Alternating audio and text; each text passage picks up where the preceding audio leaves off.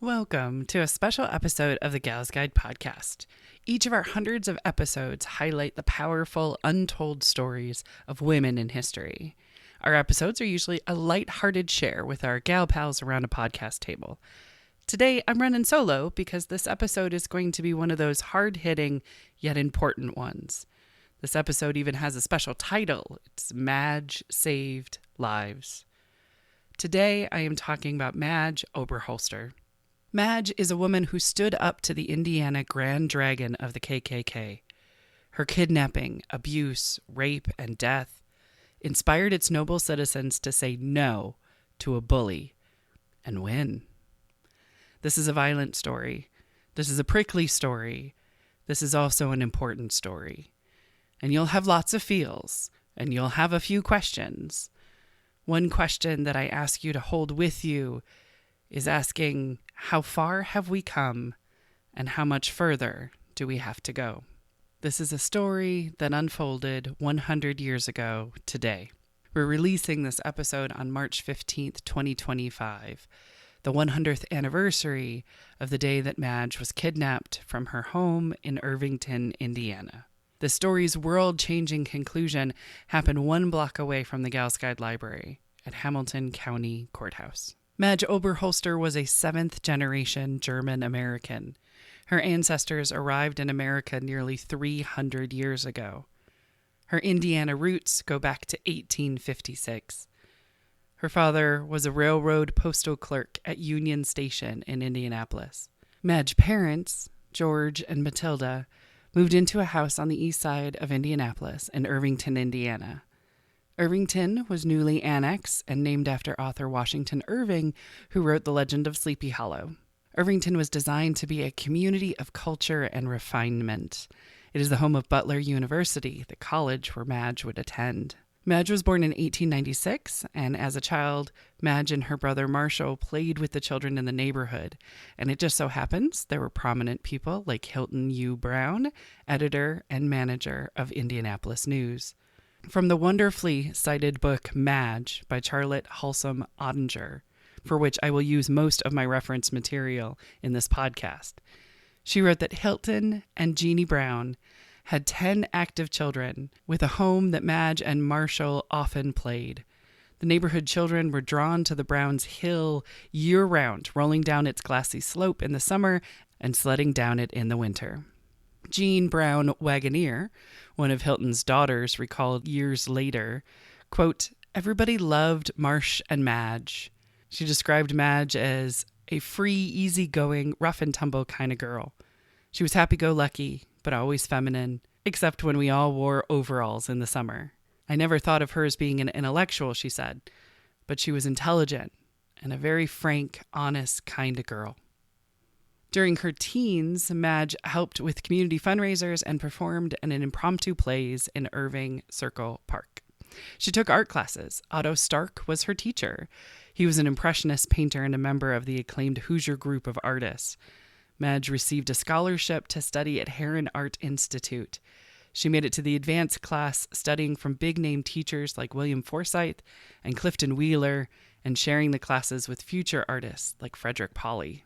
She went to Butler University from 1914 to 1917, and she was a proud member of her sorority Pi Beta Phi. Madge was active in her sorority, which hosted weekly meetings and twice-a-month buffet-style gatherings, educational-based charity work, on top of performing plays with literary themes.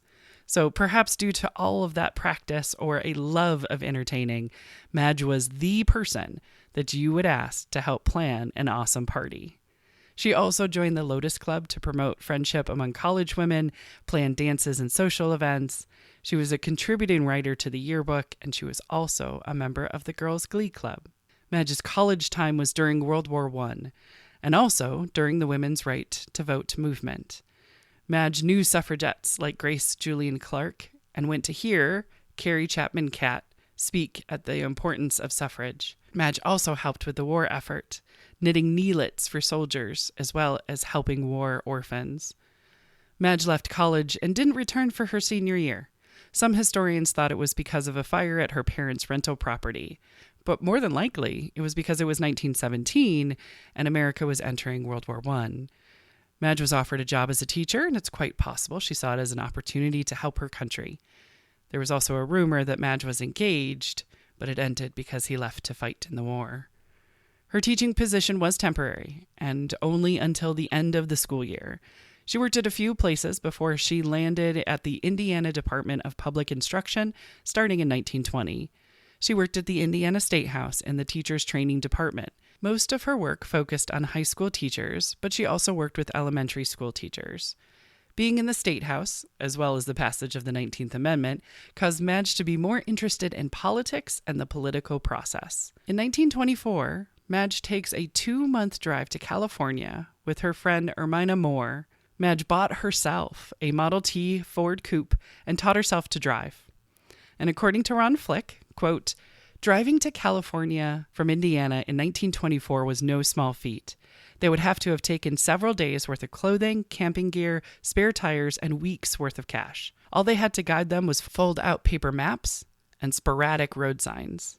Most roads, especially those out west, were unpaved and often treacherous. Gas and service stations were only found in or near the edge of towns and were spread out over long distances. Sleeping accommodations were usually at campgrounds or safe spots along the open road. Food was either purchased at roadside cafes or at small-town grocery stores. It was especially rare for 2 young, unmarried women to make the journey without male accompaniment. More than anything, the California trip illustrates the character of Madge Oberholtzer. Adventurous, resourceful, independent, and an excellent planner. She had worked hard to save her money to buy her own automobile, to enjoy 2 months of vacation without income, and to pay for all of her expenses without relying on credit. Very few persons in that era could claim such an accomplishment. Another result of the trip was cementing the friendship between Madge and Ermina, a bond that would hold fast in the difficult times ahead. When Madge returned from the road trip in November, she was back at the Indiana State House, working as the manager of the Young People's Reading Circle. Established in 1887, the Young People's Reading Circle was to place the general reading of 500,000 children of public schools under competent guidance and control. It was also a lending library, providing books to children in rural areas who had limited access to libraries. A month later, in December, Madge added to her workload and joined the board of directors of the Teachers Reading Circle, a group that chose the books used by educators throughout the state of Indiana. In January, she met D.C. Stevenson. In April, she'd be dead because of him.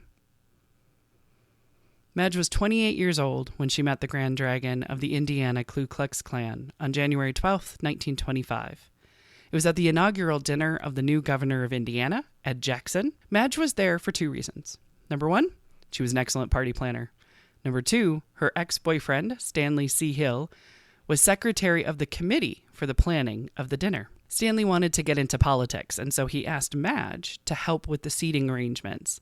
Madge wanted to help because she was starting to hear rumors that funding for the reading circle, her job, was going to be cut. Maybe there would be someone in attendance she could convince to keep her literacy program. So in exchange for her work, Stanley asked Madge to be his guest at the event. Seated at their table was the Grand Dragon of the realm of Indiana, D.C. Stevenson. People call him Steve or the Old Man. I'm going to call him Steve. I want to call him by some other names, but that is for another time. Steve was at the event there because of lack of better words. He bought Ed Jackson's position as governor. Steve donated $250,000 to his campaign, plus gave him an expensive car and chauffeur.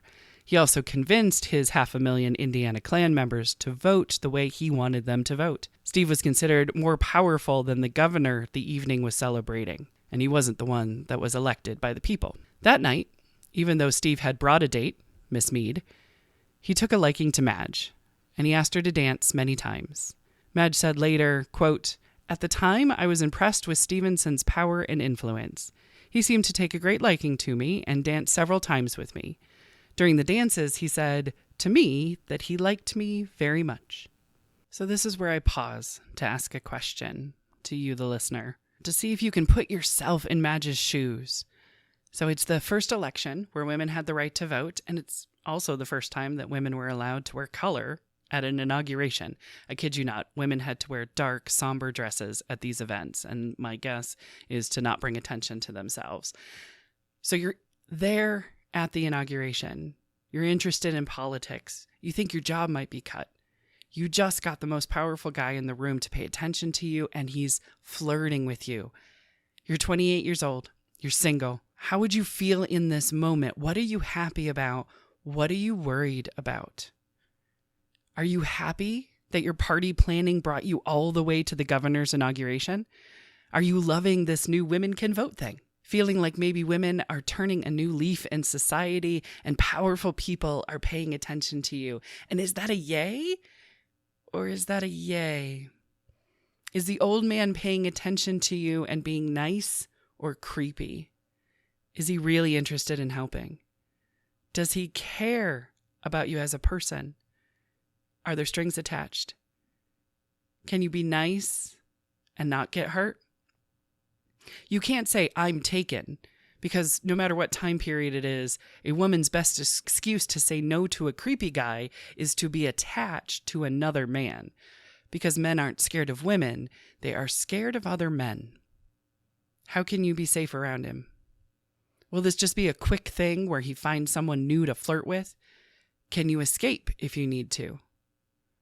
These and more questions are important to ask yourself in this moment, to put yourself in Madge's shoes and rest in empathy. Now, I don't want to spend too much time on Steve's history for a number of reasons. Number one, he's really gross. And number two, that's what many of the other history books do, is concentrate on D.C. Stevenson and the history of the KKK. So for time, and because we are a women's history lending library, I'm going to stay focused on Madge. But I'm going to give you enough context and enough history of Steve that is important. So Steve was a drifter. He really hated his mother. He was born in Texas. He grew up poor. He was a narcissist. He liked to kiss girls in public to show off his power to other men. He always wanted to be seen as important. He would make speeches on the street corners, and he did not care what the subject was. He married pretty women, punched them, kicked them, and bit them. He got them pregnant, and then he left, and I honestly lost count of how many times that he did this. During the war, he was a recruiter because he was good at convincing people to do things, but he never went overseas, but he said he did. He was a bad serviceman. He drank heavily. He was suspected of stealing from other soldiers, and there were reports of beating women. He was transferred from base to base because he was so horrible. He told people he was an Army office lawyer, and he was not. In 1920, Steve came to Evansville, Indiana, and he was a recruiter for the new Knights of the Ku Klux Klan. The new part was that the hate was mainly targeted at Catholics, but they were also still anti-Irish, anti-Jewish, anti-Asian, anti-Black, and anti-Serbian. They were and are a hate group. Among the values the Klan was to hold up was temperance, not drinking, and having self-control.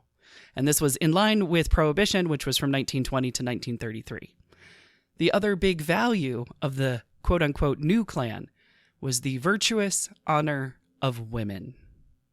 Even though Steve was a heavy drinker and a repeated abuser of women, Steve grew his Klan membership fast, like 250,000 of new memberships in 6 months.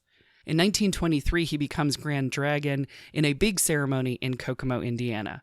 Steve was in charge of 23 northern states, but he wanted more power. His plan was to be president of the United States. All along the way, Steve threatens other Klan leaders and continues his horrible conduct as a human being. Only 5 months after becoming the Grand Dragon, he quietly resigned. The Evansville Clavern formally charged him with gross dereliction on May 12, 1924. He summoned his followers and he announced that he had severed his ties with the National Klan, and he was then elected as Grand Dragon of the realm of the Indiana of the Invisible Empire. Steve used Protestant clergymen to be his voice as well as his eyes. As many as 800 ministers in Indiana belonged to the Klan. And this is how, quote, the day Ed Jackson was sworn in as the governor's seat on January 12, 1925, the invisible empire of the Klan controlled the state of Indiana. It made its laws and enforced them, Besides Governor Jackson, it had elected legislators, prosecutors, judges, and mayors. And that was said by Irving Lebowitz. So when Steve meets Madge at the inauguration of the governor's ball, he is at the height of his power. Madge said in her dying declaration what happened next. And I had honestly gone back and forth on shortening this dying declaration, but we are a women's history library, and a woman's words are valued and celebrated here. So I'm not going to rewrite what happened to her. I'm going to share her words as she wrote them. After the banquet, he asked me for a date several times, but I gave him no definitive answer. He later insisted I take dinner with him at the Hotel Washington, and I consented, and he came for me in his Cadillac car, and on this occasion, we dined together. This was when the legislature was in session. Then he drove me back home and acted towards me in a gentlemanly manner, although he said to me, I thought jokingly, "Are you afraid of me?" he said. Too, that I should not be so aloof from him, and he said, quote, "I always get what I want." After that, he called me several times on the phone, and I once again had dinner with him at the Hotel Washington with another party. The 2 evenings I had dinner with Stevenson at the Hotel Washington, he drove me home and was very nice to me. Whenever we met during these times, he was especially nice to me, and once he overheard me talking about wishing to kill a bill in legislature providing the abolishment of my office, that of business manager of the Teachers and Young People's Reading Circle of Indiana, he said to me that I should have come to him and he would use his influence to kill it, and the bill was killed. I did not see him again until Sunday, March 15th, 1925, when returning to my home at 10 o'clock in the evening. I was informed by my mother, who had said to me there had been parties calling for me on the telephone and saying to me that a call for Irvington 0492. I called Irvington 0492 and Stevenson answered and said to me to come down if I could to his home, so that he wished to see me about something very important to me, that he was going to be leaving for Chicago and had to see me before he left. This was 10 p.m. in the evening, Sunday night. His home was only 2 or 3 blocks from mine. He said further that he was busy and he could not leave, but that he would send someone for me. I recognized Stevenson's voice. Soon a Mr. Gentry, whom I had never seen before, came for me and said he was from Stevenson's. I walked with Gentry to Stevenson's home. When we arrived, there we were inside. I saw Stevenson, and he had been drinking. His chauffeur, whom they called Shorty, was also there. Shorty is a young man. Later, a man whom they would call Clinic came in. As soon as I got in the house, I was very much afraid, as I first learned that there was no other women about, and Stevenson's housekeeper was away, or at least not in evidence. Immediately upon my arrival, they took me into the kitchen, and some kind of drinks were produced. It was then Clinic came in the back door, and I said I wanted no drink, but Stevenson and the others forced me to drink. I was afraid not to do so, and I drank 3 small glasses of the drink. This made me very ill and dazed, and I vomited. Stevenson said to me about this time, quote, "I want you to go with me to Chicago," end quote. I remember saying I could not and I would not. I was very much terrified, and I did not know what to do. I said to him that I wanted to go home, and he said, "No, you can't go home." "Oh, yes, you're going with me to Chicago. I love you more than any woman I have ever known." I tried to call my home on the phone, but could get no answer. Later, when I tried to get to a phone, they would not let me. These men were all about me. They took me to Stevenson's room. He opened a dresser drawer which was filled with revolvers. He told each of the men to take one, and he selected a pearl-handled revolver for himself and had Shorty load it. Stevenson said first to me that we were going to drive through to Chicago, and he said for me to go with him, but I said I did not wish to go and did not want to go to Chicago. Later, Gentry called the Hotel Washington and Stevenson's order and secured reservations in the drawing room for 2 persons. They all took me into the automobile at the rear of Stevenson's yard as we started the trip. I thought we were bound for Chicago, but I didn't know. I begged of them to drive past my home that I could get my hat. Once inside my home, I thought I would be safe from them. They drove me to Union Station in the machine where they had to get a ticket. I did not get out of the automobile all the way. Before we left the house, I remembered Stevenson said to Clinic, You get in touch with Claude Worley right away and you tell him we are going to Chicago on a business deal to make money for all of us. Klenick did not go with us in the car. Stevenson and Gentry sat in the car all the time with me until we got onto the train. We stopped at the Washington Hotel on the way down. Shorty got out and went in the hotel and came back. They would not let me out. I was dazed and terrified that my life would be taken, and I did not know what to do. Stevenson would not let me get out of the car, and I was afraid he would kill me.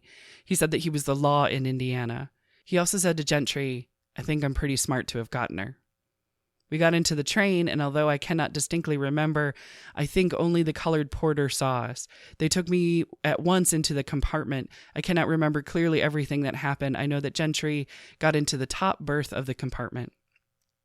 Stevenson took hold of the bottom of my dress and pulled it up over my head. I tried to fight, but I was weak and unsteady. Stevenson took hold of my two hands and held them. I had not the strength to move. What I had drunk was affecting me. Stevenson took all of my clothes off and pushed me onto the lower berth.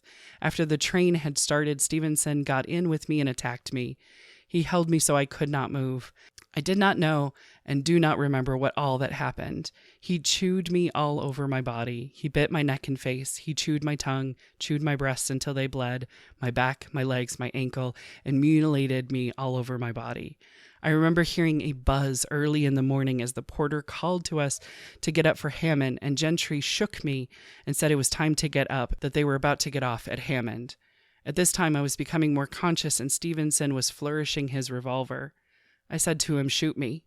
He held the revolver against my side, but I did not flinch. I said to him again to kill me, but he put the gun in his grip. I had heard no sound from Gentry during the night. Afterwards, Gentry and Stevenson helped me dress, and the two men dressed, and they took me off the train at Hammond. I remember seeing the conductor. I was able to walk to the Indiana Hotel. I remember begging Stevenson and saying to him to wire my mother during the night, and he said that he had or would. I'm not clear about that. At the Indiana Hotel, Stevenson registered for himself and a wife. I tried to see under what name but failed to do so. This was about 6:30 in the morning. There were in the hotel lobby 2 colored bellboys and 2 colored girls. Gentry, Stevenson went to the rooms. I had no money. I kept begging Stevenson and to say to him to send my mother a telegram. I said to the bellboy, "Are there any blanks in the rooms?" Stevenson made me write the telegram and said to me what to say. Gentry took the telegram and said that he would send it right away. Stevenson lay down on the bed and slept. Gentry put hot towels and hazel on my head and bathed my body to relieve my suffering. We were in room 416 with Stevenson while Gentry was doing this. Stevenson said he was sorry and that he was 3 degrees less of a brute. I said to him, "You are worse than that." Breakfast was served in the room, and Shorty came in about this time. He said he had driven up in Stevenson's car. Stevenson ate grapefruit, coffee, sausage, and buttered toast for breakfast. I drank some coffee but ate nothing. I said to Stevenson to give me some money to buy a hat. Shorty gave me $15 at Stevenson's direction and took me out in the car. Shorty said to Stevenson he had been delayed getting there as he could not find any hotel. They were in Hammond. Shorty waited for me a while as I went into a store close to the hotel to get a hat. This was a small black silk hat similar to the one that I have, and it cost $12.50. When I came back to the car, I said to Shorty to drive me to a drugstore in order so I might get some rouge. We drove to a drugstore near the Indiana Hotel, and I purchased a box of biochloride or mercury tablets. I put these in my coat pocket. Then we went back to the hotel. The clerk who had sold me tablets was tall and slender, about the age and build of my brother, with black hair. He made no objections to selling me the tablets. During the morning when we were in the hotel, the men got more liquor at Stevenson's direction. Stevenson said that they were going to drive on to Chicago. Stevenson made me write the telegram to my mother saying that we were going to Chicago, and Gentry took it. When I got back to the hotel with Shorty, I went up to the room. Gentry had the room next to Stevenson. It was number 417. I said to Stevenson to let me go into number 417 to lie down and rest, and he said, "Oh no, you're not going there. You're going to lie right down here by me." I waited a while until he was asleep. Then I went into room 417. Gentry stayed in the room with Stevenson. There was no glass in room 417, so I got a glass in 416 and I took the mercury tablets. I laid out 18 of the bichloride of mercury tablets at once and I took 6 of them. I only took 6 because they burned me so. And this was about 10 a.m. Monday, I think.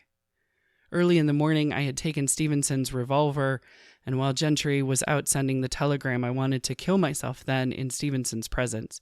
This was while he was first asleep. Then I decided to try to get the poison in order to save my mother from disgrace. I knew it would take longer than the mercury tablets to kill me. Later, after I had taken the mercury tablets, I lay down on the bed and became very ill. I think it was nearly 4 o'clock in the afternoon before anyone came in the room to see where I was. Then Shorty came in. He sat down to talk to me, and he said to me what was wrong and that I looked so ill, and I replied nothing. He said, "Where's your pain?" And I said to him it was all over. He said that I could not have pain without a cause. I said to him, "Can you keep a secret?" And he said, "Yes." I said, "I believe you can." And then I said to him that I had taken poison and said not to tell Stevenson, that I was very ill and almost delirious at the time. I had vomited blood all day, and Shorty saw evidence this in the cuspidor and on the floor. When I said to him that I had taken poison, he turned pale, and in a few minutes he said to me that he wanted to take a walk, and he went out. In the few minutes, Stevenson and Gentry and Shorty came into the room, very much excited. Stevenson said, "What have you done?" And I said, "I asked Shorty not to tell." Stevenson ordered a quart milk and made me drink it. I said to Stevenson and others that I had taken 6 bichloride of mercury tablets. And I said, "If you don't believe me, there's evidence on the floor and in the cuspidor." Stevenson emptied the cuspidor into the bathtub and saw some of the tablets in the cuspidor was half full of clotted blood. I said to Stevenson, "What are you going to do?" And he said, "We will take you to the hospital here and you can register as my wife. Your stomach will have to be pumped out." He said to me I could tell them at the hospital that I had gotten the mercury tablets by mistake instead of aspirin. I refused to do this as his wife. Stevenson says, "We will take you home." I said I would not go home either, that I would stay right there, and for them to leave me there and to go about their own business, or to let me register at another hotel under my own name. Stevenson said that the best way out of it was for us to drive to Crown Point and for us to get married. Gentry said he agreed with him. I refused. Stevenson snapped his fingers and said, "Shorty, pack the grips." Stevenson helped me downstairs. I did not care what happened to me. Just before we left Hammond, I said to Shorty to call my mother up. He said, quote, "If I do that, she'll be right up here." And I said, "What could be sweeter?" Stevenson said to me that he had called her. I said to him, "What did she say?" And he replied that she said that it would be all right if I did not come home that night. I don't know much about what happened after that. My mind was in a daze. I was in terrible agony. Shorty checked out for all of us. They put me in the back seat of the machine with Stevenson, and we started for home in the automobile. After we got a piece, Stevenson said to Shorty to take the auto license plates off the car, which he did, and Stevenson said to him to say, if questioned, that we had parked in the last town we had passed through and the auto plates had been stolen. All the way up to Indianapolis, I suffered a great pain and agony and screamed for a doctor. I said I wanted a hypodermic to ease the pain, but they refused to stop. I begged and said to Stevenson to leave me along the road someplace so that someone would stop and take care of me if he wouldn't. I said to him that I felt he was more cruel to me than he had been the night before. He said he would stop at the next town before we got there, but never did. Just before reaching a town, he would say to Shorty, "Drive fast, but don't get pinched." I vomited in the car, all over the back seat and the grips. Stevenson did not try to make me comfortable in any way. He said he thought I was dying, and at one point said to Gentry, "This takes guts to do this, Gentry. She is dying." I heard him say also that he had been in worse messes in this before and got out of it. Stevenson and Gentry drank liquor during the entire trip. I remember Stevenson having said that he had power and saying that he had made $250,000. He said that his word was law. After reaching Indianapolis, we drove straight to his office, cutting across Emerson Avenue or 38th Street some way. When we reached Stevenson's garage, he said that there is someone at the front door of the house. It was sometime during the night when we got to the garage, as I think we left Hammond around 5 o'clock. And Stevenson said to Shorty to go see who was at the front door. Shorty came back and said, "It's her mother." I remember Stevenson said to me, "You will stay right here until you marry me." Stevenson, or someone, carried me up the stairs into the loft above the garage. Stevenson did nothing to relieve my pain. I do not remember anything that happened all night after we reached the garage. I was left in the garage until I was carried home. A big man, Mr. Klenick, mentioned before, took me home. He shook me and awakened me and said, "You have to go home." I asked him where Stevenson was, and he said he did not know. I remember that Stevenson had told me to tell everyone that I had been in an automobile accident, and he said, quote, "You must forget this. What is done has been done. I am the law and the power." He said several times to me that his word was law. I was suffering and in such agony that I begged, and I said to Klenick to take me home in the Cadillac car. He said he would order a taxi, but finally he said he would take me in Stevenson's car. He put my clothes on me and then carried me down to the car and put me in the back seat and drove the car to my home. I said to him in the drive up in the driveway. He did that, and he carried me into the house and upstairs and into my bed. It was about noon Tuesday when we got in the house. I, Madge Oberholtzer, am in full possession of my mental faculties and understand what I am saying. The foregoing statements have been read to me, and I have made them as my statements as they are true. I am sure that I will not recover from this illness, and I believe that death is very near to me. And I have made all the foregoing statements as my dying declaration, and they are true. Signed, Madge Oberholtzer. While Madge was missing, her mother Matilda called attorney Asa J. Smith, a friend of Ermina's, who Madge went on a 2-month road trip to California with. Asa and Ermina went to Union Station, hoping Madge would be on the night train like the telegram they got said. She was not. They picked up Matilda and went to Steve's house. While they were there at the door is when the car arrived with Madge inside, but they were unaware, so they went back home. When Asa saw Madge back at home, the first thing she said to him is, "I'm done for." Ermina, seeing Madge, passed out and fell to the floor. Madge's chest was a solid mass of black and blue and purple. When Asa asked, "Who made those marks on you?" she said, "Stevenson, with his teeth." Asa was the one who worked hard to secure Madge's dying declaration and have it typed exactly how she said it, and then read to her each line to make sure that it was correct and to have a witness and a notary sign it. The dying declaration was the key evidence in the trial. Steve and his accomplices were arrested, though it was hard to find a cop who would arrest them because of the corruption. But 5 Irish Catholic detectives were ready to answer the call. Steve and his accomplices were first charged with kidnapping, but when Madge died on April 14th, the charges were changed to murder. Her autopsy and coroner's inquests were horrible. This is from the book Madge. Quote, "Dr. Moon began the post-mortem examination at 1:30 p.m. Dr. Kinsbury, Henry O. Mertz, and John H. Warville were granted permission to attend as observers. There was also several students from perhaps a medical college in attendance. In a highly unconventional move, Coroner Robertson also permitted, possibly even invited, at least 4 local newspapermen to observe the autopsy as well. It's unclear why Robinson made this decision. Perhaps he wanted others to bear witness to the integrity of the procedure. Maybe he wanted the reporters to document his few minutes of fame in the shadow of a sensational crime. Regardless, for this reason, there had been no prior discussion with George and Matilda Oberholtzer regarding the intrusion into their daughter's final vulnerable moments." End quote.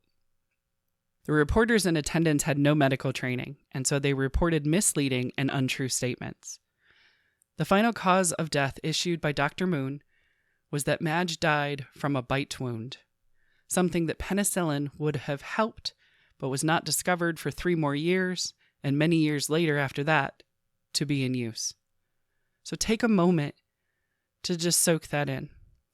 A woman who was kidnapped at gunpoint, raped, assaulted, and took poison, and begged to be left on the side of the road. All of those things could have killed her. But the most dangerous thing around her was Steve's teeth. It was the bite that killed her. And he swore he was going to get away with it. He did not take the charges or the case seriously. He was sure that the judge would be swayed or paid and let him walk. If the judge didn't, then the governor would pardon him. The trial was moved 25 miles north to Noblesville in October of 1925. The courthouse where the trial took place can be seen outside the windows of Gals Guide Library, and many times as I have researched and I have learned about Madge, I would feel this cloak of grief and heaviness, and I'd look out the north window to the courthouse, and I would rest in those ugly feelings, and I would rest in empathy. I wouldn't push past my feelings, I would just rest in them, and many times I found wisdom because of it. The Hamilton County Courthouse was and is a beautiful building. It's the heart of Noblesville. We call it the Square because there are businesses and legal buildings on all four sides and radiating out like a waffle pattern until it reaches the White River. So I recommend Googling it. It's quite pretty. And with all things that are pretty, there is an edge. There is a prickly side. During the jury selection process, no women were interviewed or selected for the jury. Now, at this time, women had the right to vote and to serve on a jury, but the excuse for this case was the Hamilton County Courthouse did not have a woman's bathroom. A reporter for the Noblesville Ledger was quoted as saying, quote, "Fix up the courthouse at least, so that the lady jurors may serve when needed. Men don't want to serve on a jury anyhow." So there's 1925 solidarity in action for you. But women did show up at the trial. Mother Matilda was there nearly every day court was in session, and she was reported crying many times. Sorority sisters of Pi Beta Phi showed up, childhood friends showed up, women's organizations showed up, and publicized their support of Madge's character. The trial started October 29, 1925. The opening statement by the prosecutor was Charles E. Cox, and it was over an hour in length, and it ended with this quote, "This is a trial of law, and it will show whether the law is sufficient to protect the sanctity of home and of womanhood. It is the case of vast importance because it will show that the murder was committed by a man and his satellites, a man who said over and over again, 'I am the law.'" The trial lasted 5 weeks. During this time, Judge Sparks received multiple death threats under the door of his hotel room. Will Remy, the lawyer for Madge, received death threats, calls to his home, and was nearly run off the road. Madge's parents received harassment, including slow-driving cars blinking their headlights towards their home. The closing statements are extremely powerful, and I recommend, again, that you read Madge by Charlotte Halsomer Ottinger to see them in context for their full power. But I'll give you some highlights from the lawyers representing Madge, or, in this case, the state. So Will Remy said, quote, "Then he offered to take her to the hospital where she could register as his wife and tell them that she had taken tablets by mistake, but she refused to do that. She refused any decent, self-respecting woman would to pose as his wife." Remy also said, "The girl, sick until death, shocked, bruised, beaten, and bitten, was carried not into Stevenson's house, but into his garage. There she spent the night with no medical attention." Remy also asked the jury, quote, "The question is whether a woman of clean and virtuous moral character must submit to such ravishings by men like these, or else take her life." So I asked, do good girls have to just take the abuse of powerful men, or do they have to kill themselves? And that's a hard fork in the road, ladies. And I think when Remy said that, something deep in the core of women, something so deep, I still feel it echoes today. Do we live in a society that demands women take abuse silently? Do we live in a culture that would rather have women dead than speak to power? Do we silence the silenced? Do we twist a woman's voice until we've killed her? In 100 years, how far have we come in listening to women's stories? Now, Charlie Cox also delivered hours of a closing statement, and I just wanted to highlight this one in particular that he gave to the jury. He said, "Her name has not been assailed. It could not be. If it could have, these ghouls would have done it. Instead, they tried to attack her name, her memory, by insinuation and innuendo. They try in this way to lead you to believe that Madge Oberholtzer was a bad woman. They killed her, murdered her, and now they would write a scarlet letter on her tomb. These degenerates, these perverts, drunk with power, who would go free to commit other outrages. But you won't let them do it. I know what is in the hearts of good men." The verdict was read November 14th, 1925, and it took the jury 5 hours and 35 minutes to return with a verdict. D.C. Stevenson was found guilty of murder in the second degree and to be in prison in the state prison during the remainder of his life. Women rushed and encircled Remy to thank him for what he did for Madge, and Remy, without delay, went to the jury box. He later reflected, and he said, quote, "As I looked into their worn faces and felt the clasp of their work-hardened hands, I felt the majesty of the law as I had never felt it before. This jury of plain farmers had sat in judgment upon the most powerful figure in the state. The man who controlled governors, congressmen, senators, and legislators had not shirked their job.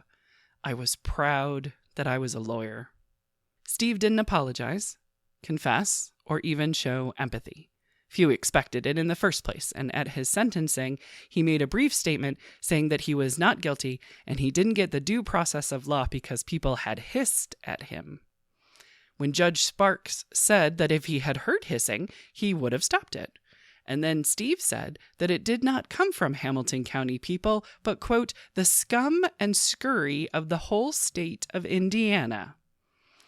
Judge Sparks was done with him and sentenced him and sent him away. Steve asked for retrials. 47 times he asked to gain his freedom. In prison, he became his own lawyer. In the 1950s, Steve was paroled, ironically, on a Catholic holiday, St. Patrick's Day. He was 56 years old. But he was still a bad dude. Within a few months of his release, he fled his parole officers and was back in prison for another 10 years. When he was released for a second time, he was told to leave Indiana and never return. He was in Seymour, Indiana, a few years later, married to a rich lady named Martha Dickinson. In 1961, Steve was arrested in Missouri for attempting to molest a 16-year-old girl. The monster finally died of a heart failure in 1966. During one of Steve's attempts at freedom, Madge's mom said something that really sat with me. It was 1941, and Matilda Oberholtzer was then 81 years old. She had stayed away from the hearings of parole boards because of the nasty and untrue things Steve would say about her daughter. But on this day, January 9th, 1941, Mom had something to say. She said about her daughter Madge, quote, "I feel her death, her life, just saved others." And I thought about that for months. I thought about the many women who approached the legal team ready to testify that Steve also attacked them. I thought about the women who were saved from his claws and his fangs while he was in prison. I thought about the politicians Steve put in place who were jailed, fined, or removed from office because the truth of their illegal dealings came to light. I thought about the corrupt politicians who were not elected because Steve wasn't there to bribe or bully. I thought about how the Klan members had to take a hard look at themselves, of how they were manipulated by an immoral, horrible person who only served himself. I thought about how many Klan members left the organization after hearing about what happened to Madge. 500,000 members to 4,000 in 1930.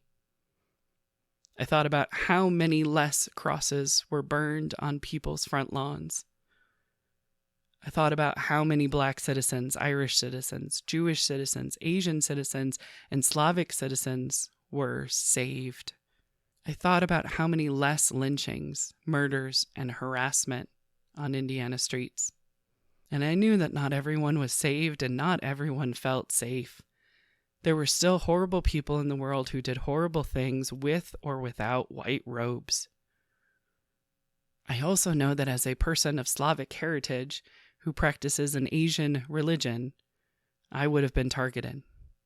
But what tears my heart open is when I think of my friends who would have been targeted because of the color of their skin, the country of origin, or who their God is, or who they love. And I think about the people that I love fiercely who might not be here if hate was more in power in the 1930s. If Madge didn't write her dying declaration, if Steve wasn't found guilty, what if he reached his goal of being president of the United States? The trial ended in 1925.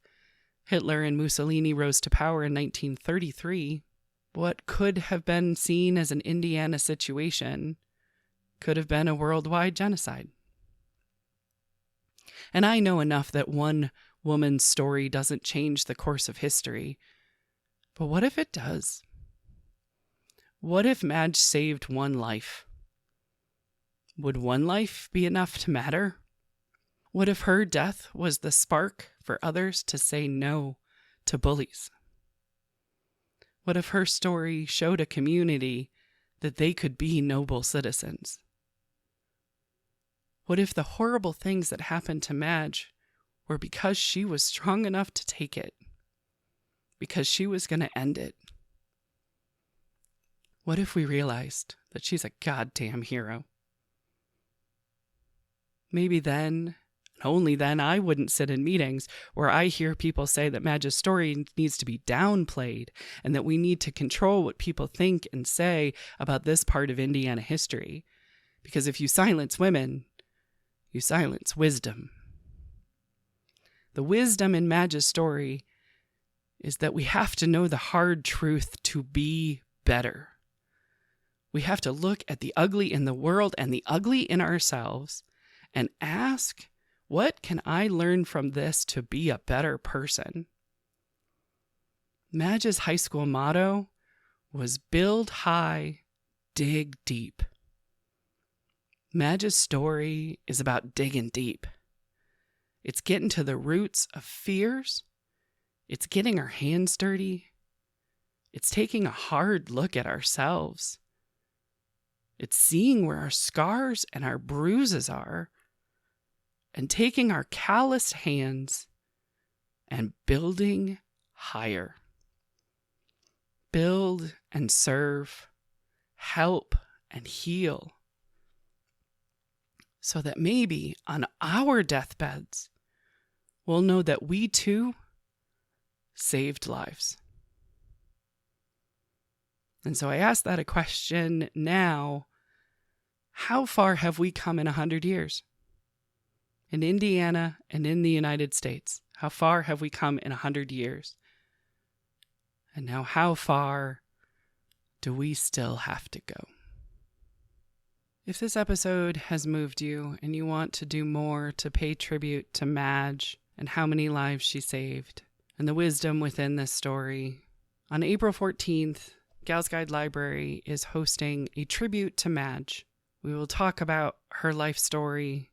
We will also be interviewing the author of the book that I had mentioned a few times in this episode, Madge, The Life and Times of Madge Oberholtzer.